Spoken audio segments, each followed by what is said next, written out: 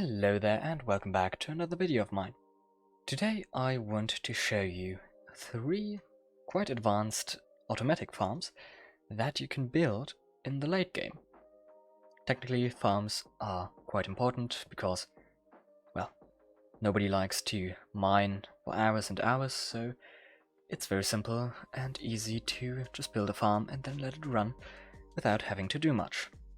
So the first one is actually a quite simple iron farm.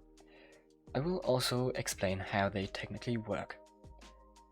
So, this is an automatic iron farm that's based around villagers and zombies and then iron golem spawning, just like it happened right there. So how it works is basically these little thingies here. The villagers think that this is a village, so they are living there, have their workstations and beds, and they are swimming in water, and the main aspect of that is because they jump up and down in there, and sometimes they see the zombie over there, sometimes they don't. If the villagers don't see the zombie, everything is fine for them, but when they see it, they kinda panic and start spawning iron golems. And I've done 4 villagers. I think 2 or maybe even 1 is enough, but with 4 you're on the right side. I've named this zombie and I've built a little roof above so it doesn't burn in the sunlight. You can also give it a helmet, but whatever you want. And yeah, when the villagers spawn an iron golem, it spawns right down there because that's one of the only spaces something can even spawn, right there. And then, as you can see, it gets slowly pushed by the water in this hole. And in that, it gets burned by the lava. Because iron golems are very tall, they get hurt by the lava that is on the 3rd block. And the loot only spawns in the lower blocks, so when they die, nothing gets lost.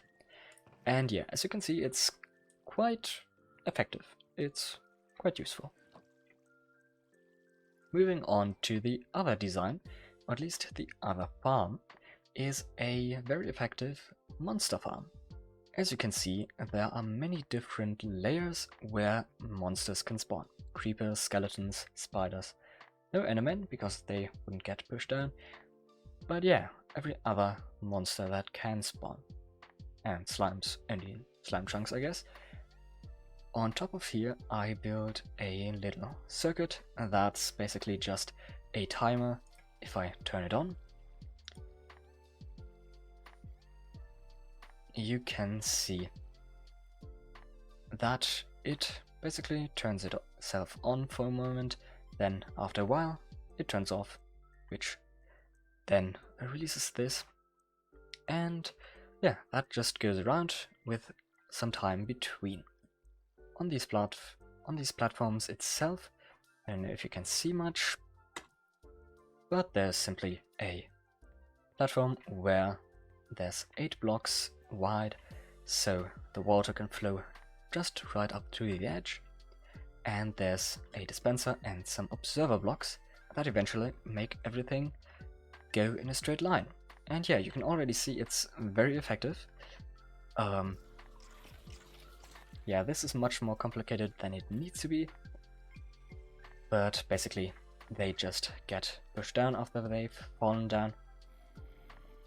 And I do not know what this guy's doing here. Let's just punch him down there. But yeah, they fall down onto these campfires. The blue ones, they hurt more.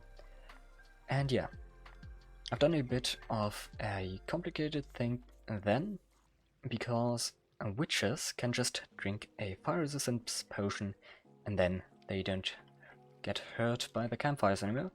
So I did something that they get pushed down in the middle, and if something falls down there, this piston extends and they get suffocated from the blocks.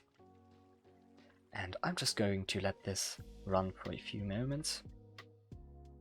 Okay, so I've only let this run for about 2 minutes or so let's have a look. And honestly, that's not too bad. I know it's not that impressive, but if I'm honest, we can go look at another design from exactly this model, because while it is most effective in the sky, it's very ugly. I mean, it looks kind of cool, but if you have a nice village or a nice base, it's just not that pretty to look at, and you might want to have it underground. So that's what I've done here. It might even be a bit more simple to make it like this, because you'd only have to dig everything out and not build it again. But yeah, it's exactly the same design, where this is just flowing, and I've also made an off and on switch, just like that, because now it gets powered.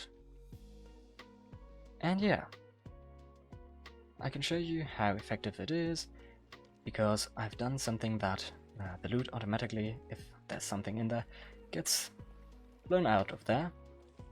And yeah, and this is actually only while building this in creative mode, so it's actually quite effective.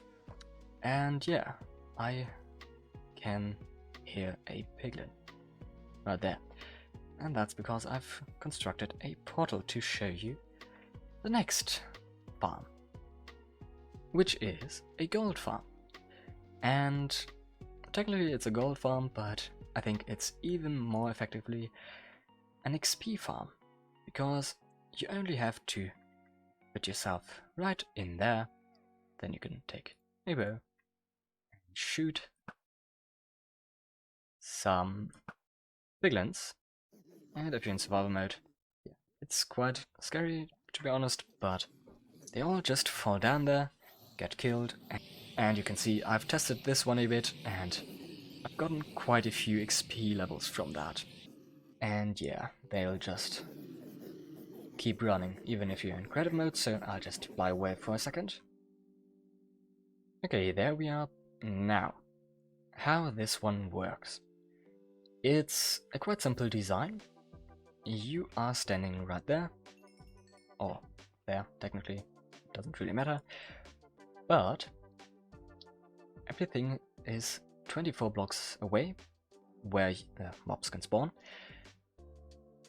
and basically only piglin and magma cubes can spawn on magma blocks, so yeah, mostly those guys spawn, and if you shoot or hit one of them, they get aggressive, and they tell everybody else, as we already know, of course, and if you stay right there in this spot I've built, they will start running towards you and trying to hit you, of course, then fall down in here. And yeah, you can see it's quite useful. But yeah, they fall in this hole, and there are actually 24 of these guys, of these chest minecarts, because normally after 24 entities or mobs or whatever in one single block, another entity that gets inside will get hurt. I can switch to survival mode for once, and yeah, I got hurt quite fast.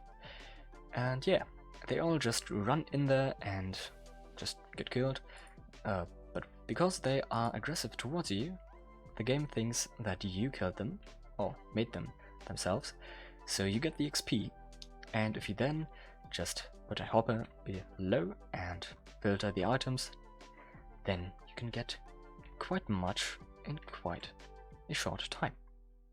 And yeah, it's very useful, and these are three quite advanced, but still not that hard to build automatic farms.